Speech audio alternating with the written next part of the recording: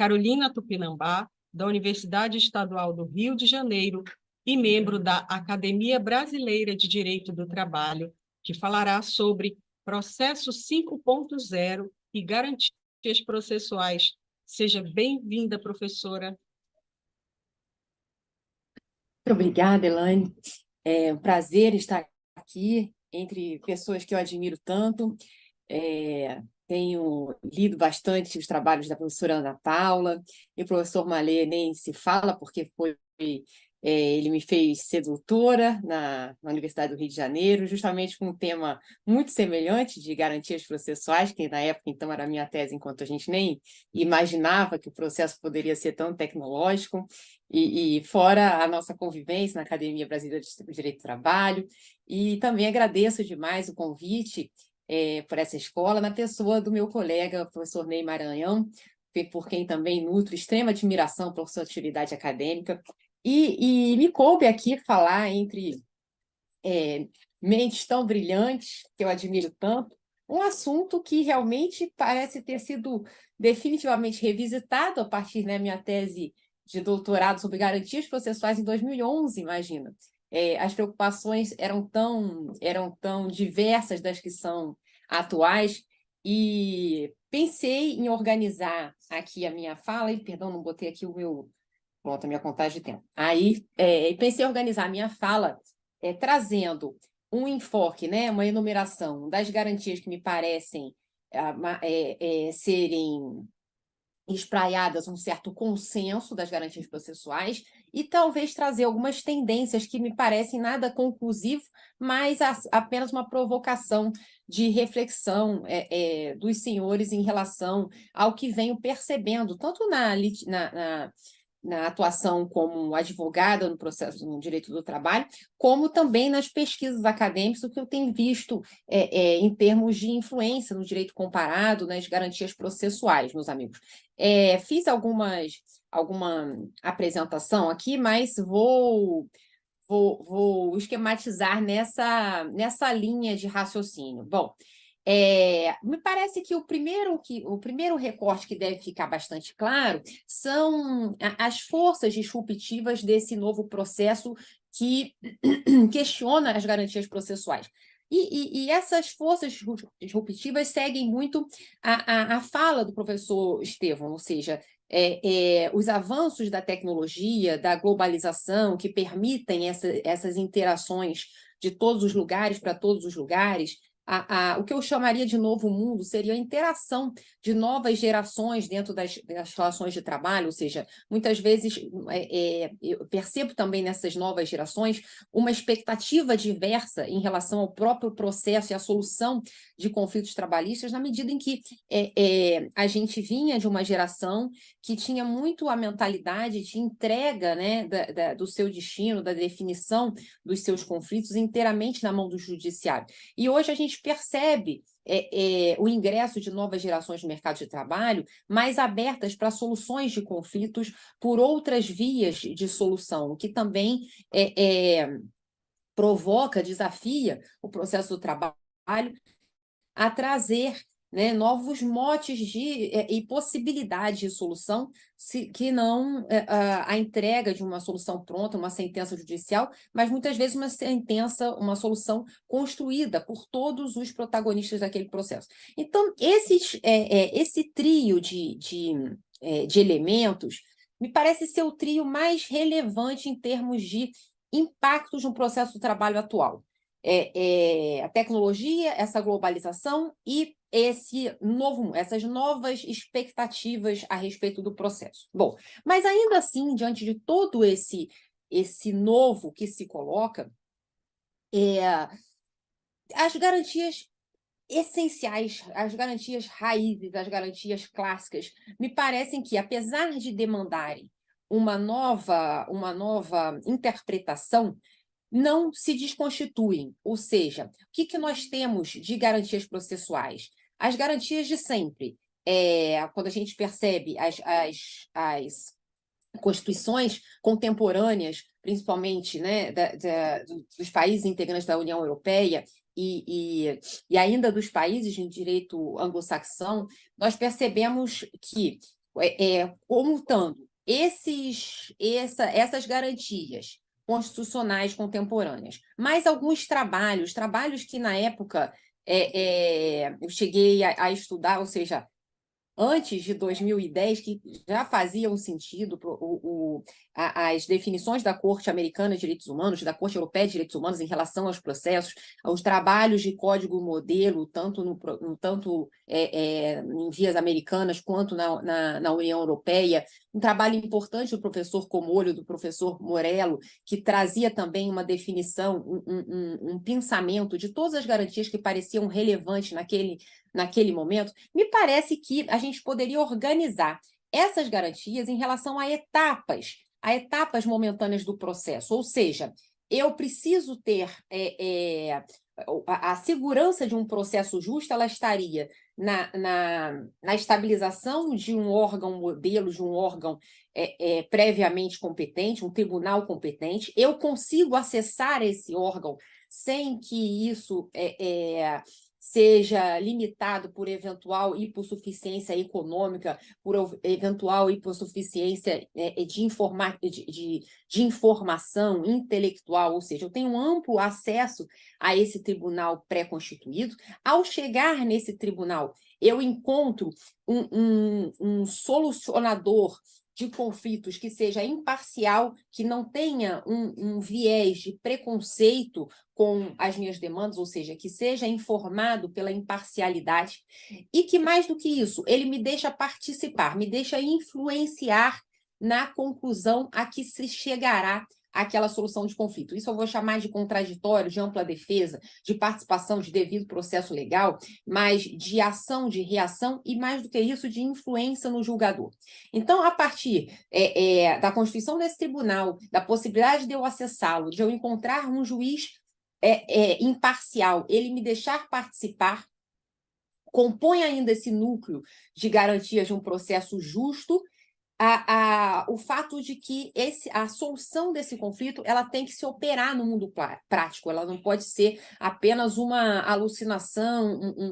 um sonho de mundo melhor do magistrado, ainda das partes que estejam ali litigando. Ela tem que se efetivar na prática e acolher ao litigante aquele direito que lhe seria devido, ainda que não precisasse, melhor que não precisasse do processo. Isso é muito tocante no processo do trabalho, porque a gente fala de um processo que se destaca, me parece, por uma situação muito peculiar, que é a impossibilidade real, né, meus amigos, da gente poder conferir tutela específica, que é uma grande bandeira das soluções processuais contemporâneas, de você, ao invés de indenizar porque o sujeito construiu o muro, você ir lá e derrubar o muro se esse muro fere um direito alheio. E no processo de trabalho, se a gente pensar bem a fundo, a gente não tem essa solução mais justa ao nosso alcance, porque a partir do momento em que a pessoa trabalha, em que a pessoa dedica mão de obra, dedica juventude, dedica amor, dedica talento à prestação daquele trabalho, esses elementos não lhe retornam, né? A gente está sempre falando, a gente está sempre correndo atrás do prejuízo através de tutelas ressarcitórias. Então, é um processo que diuturnamente se depara com esse paradoxo de tentar acolher a parte, aplacar a injustiça à vida, mas sem poder, sem ter condições mecânicas, físicas, biológicas de devolver a energia de trabalho àquele que prestou e não foi adequadamente reconhecido ou remunerado por tal. Então, a solução efetiva compõe esse núcleo de processo justo, ao lado, finalmente, que é dessa carreira de 6 etapas, de que isso tudo aconteça dentro de um prazo razoável, dentro de uma mesma geração, ao menos que se pense assim. E nesse núcleo, né, essas etapas que são objeto de expectativa de um processo justo pelos jurisdicionados, e mais do que isso, pela própria magistratura do trabalho, né, que dentro de todas as os desafios que se apresentam, não deixa de estar bem intencionada à procura da concretização dessas garantias processuais, parece que se faz surgir, ao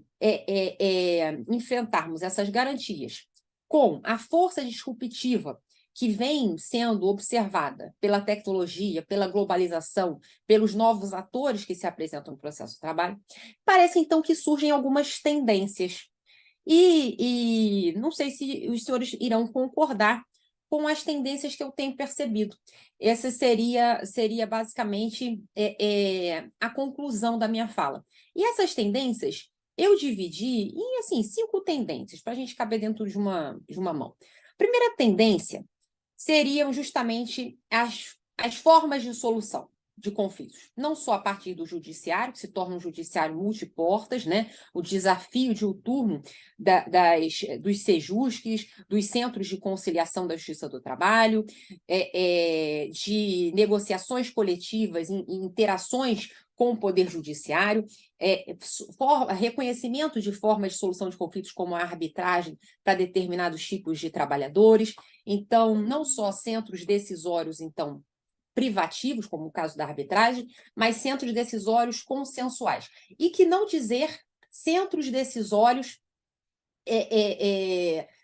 naturais ou dentro de contratos específicos. E a gente está falando do amplo leque que, a partir da reforma trabalhista, se passou a conceder aos trabalhadores em termos de diálogo dentro das relações de trabalho. E aí eu digo que eles podem, sem ajuda de sindicato, sem ajuda de poder judiciário, por exemplo, dialogar e estabelecer premissas a respeito de jornada, de banco de horas com limite de 6 meses, de intervalos para amamentação,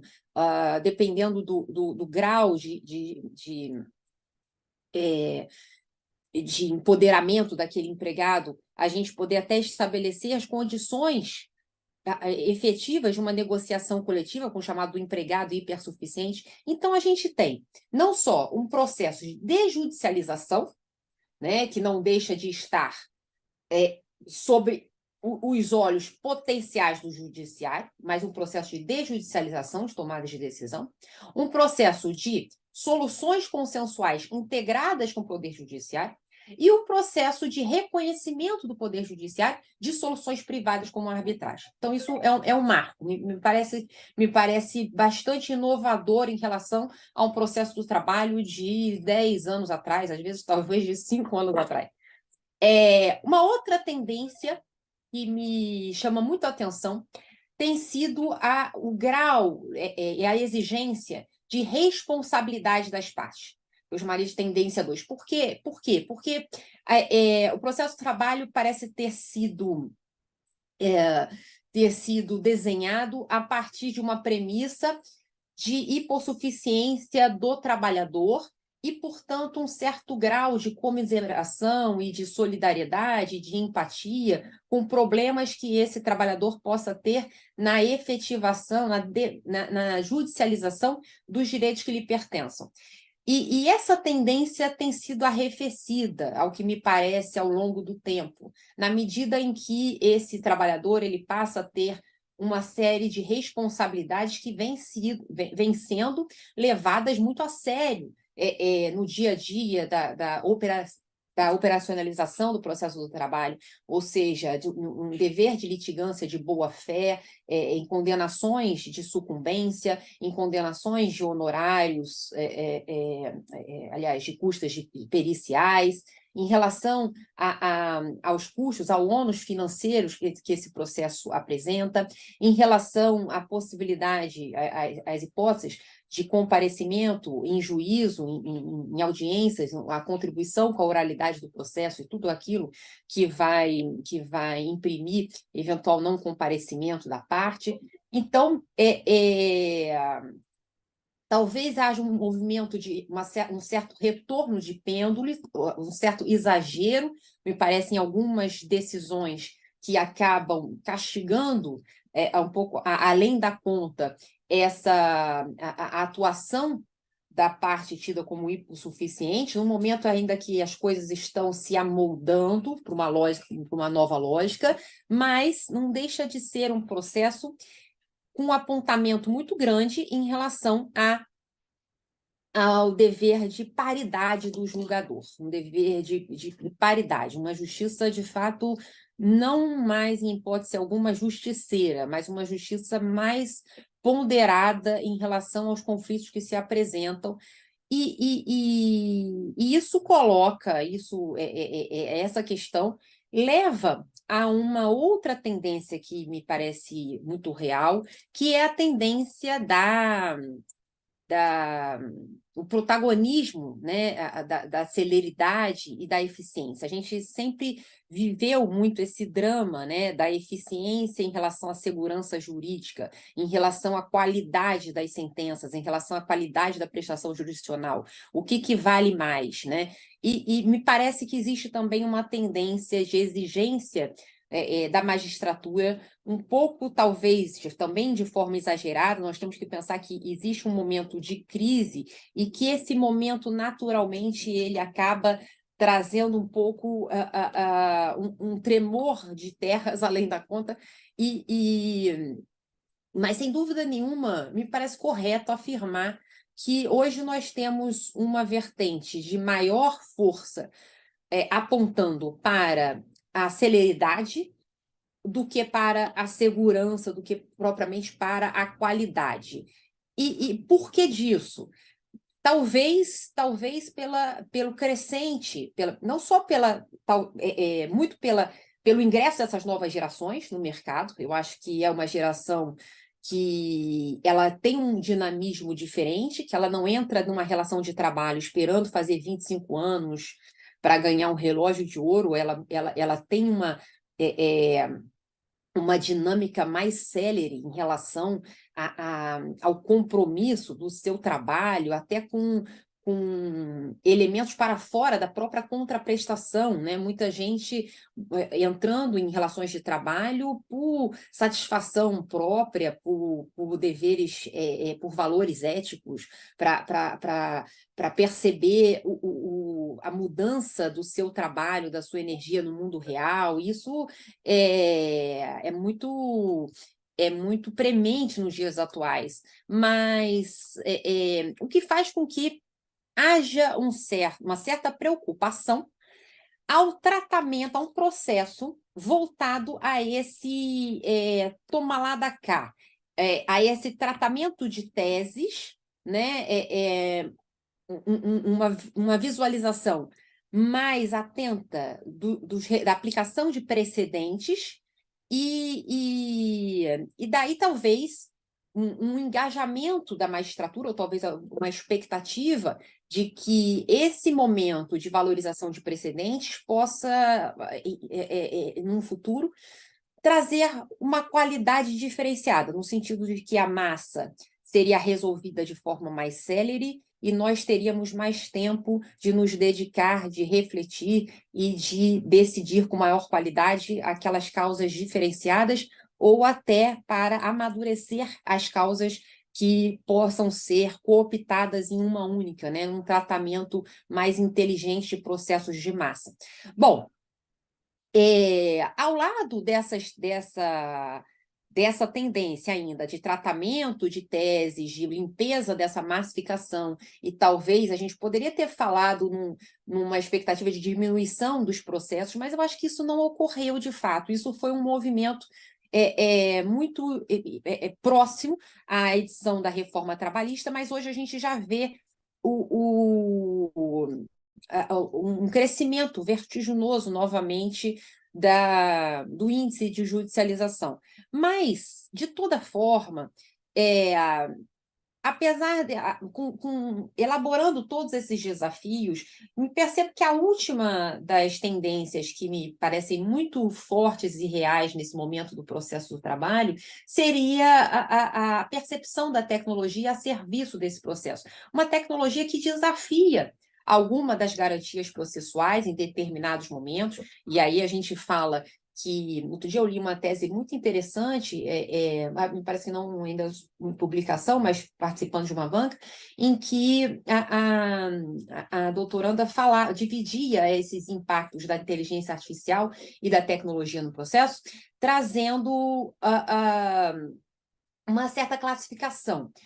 e que me pareceu inteligente, ou seja, ela falava de uma tecnologia, de um uso da tecnologia, enquanto serventuário, enquanto assessor de um juiz e enquanto o próprio juiz. Ou seja, alguma mobilização da tecnologia no processo faria, por exemplo, uma distribuição mais inteligente ou filtrada de processos que possam ter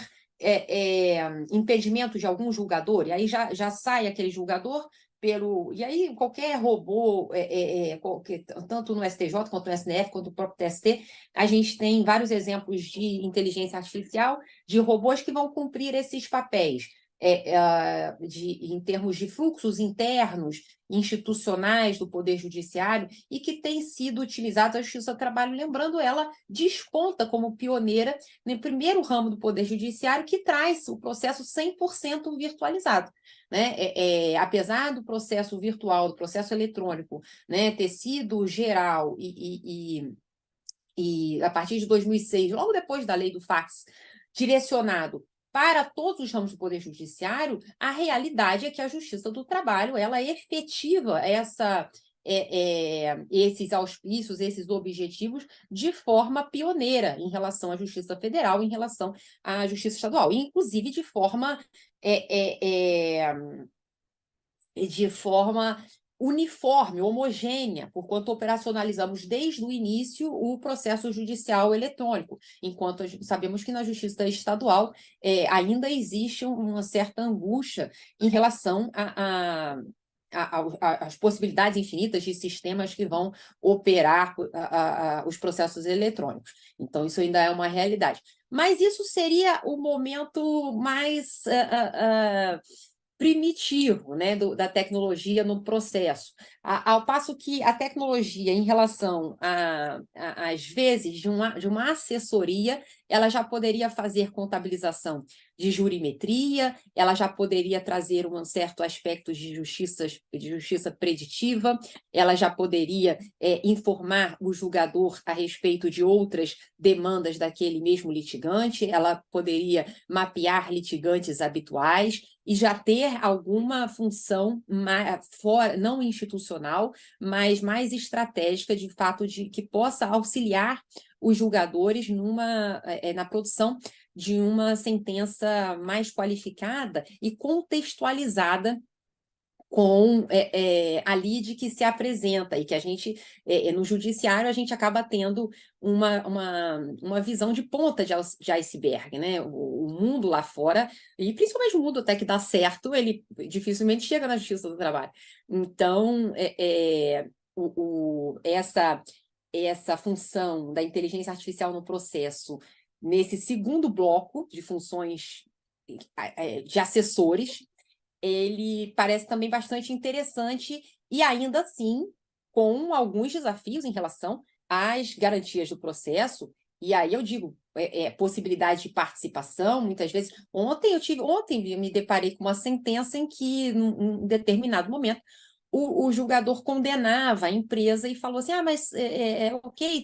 fez a prova e tudo mais, era uma anulatória de auto de infração, e ele falou assim, mas isso já me apareceu. Eu sei que não é real a defesa da empresa, porque outras ações já me aconteceram a mesma coisa. E aí, o estranhamento seria, bom, ele teve contato com essas outras ações, obviamente, com instrumentos de pesquisa, de inteligência artificial, mas não abriu às partes a possibilidade de deliberarem, de terem ciência através de que aquela informação teria chegado ao processo, de falarem sobre aquela informação e de se defenderem naquele processo. Então, muitas vezes, a instrumentalização da tecnologia dentro do processo ainda chega de uma forma atabalhoada na mão das partes dos julgadores, não deixa de ser realmente uma novidade com a qual temos nos deparado nos últimos tempos. Agora, o que mais preocupante em relação a tudo isso seria a tecnologia juiz, né? E aí a gente já percebe alguns tribunais internacionais, já existem competências institucionais, por exemplo, o Tribunal da Estônia, com juízos 100% digitais, em que a tomada de decisões ela é feita a partir de juízes robôs. Um passo adiante do antiquíssimo processo romano, né, de um direito, uma espécie de um direito formulário, mas com uma inteligência algorítmica diferenciada. E esse impacto da tecnologia é o que tem trazido maior surpresa a todos e impacto a todos, na medida em que existe uma certa percepção de diversos vieses cognitivos na tomada de decisões por essas inteligências artificiais, que, nesse aspecto, se deparam com absolutamente, desde o acesso à justiça até a efetividade do processo, deixando de fora a celeridade e o tribunal competente, com todas as outras 4 garantias com que chegamos aí a um consenso, ou seja, ela desafia o acesso à justiça, ela desafia a imparcialidade, né? E temos julgados importantes em cortes internacionais, principalmente no direito americano, que se deparou e que se percebeu disso, me parece, com uma certa antecedência, em que alguns lugares a contabilização de penas, por exemplo, para pessoas condenadas estava levando em consideração a geolocalização, por exemplo, do sujeito que iria cumprir a pena. Então, é uma questão que não se resolve nesse bate-papo, mas não deixa de ser uma oportunidade de dividir com os senhores, de dividir com os senhores todas essas aflições com quem a gente que opera no processo do trabalho tem lidado nos últimos tempos. Eu deixo aqui os meus contatos, porque sou muito curiosa a respeito de novas vivências de tecnologia, em todas essas tendências, e recebo de quem tiver interesse novidades, me colocando à disposição, meus amigos, e renovando olha lá os beijinhos, e renovando essa apresentação tecnológica. O prazer que foi essa interação com todos esses amigos. Um grande abraço. Nossa, muito obrigada pela sua apresentação, doutora Carolina. Foi uma honra recebê-la aqui no nosso simpósio internacional. E para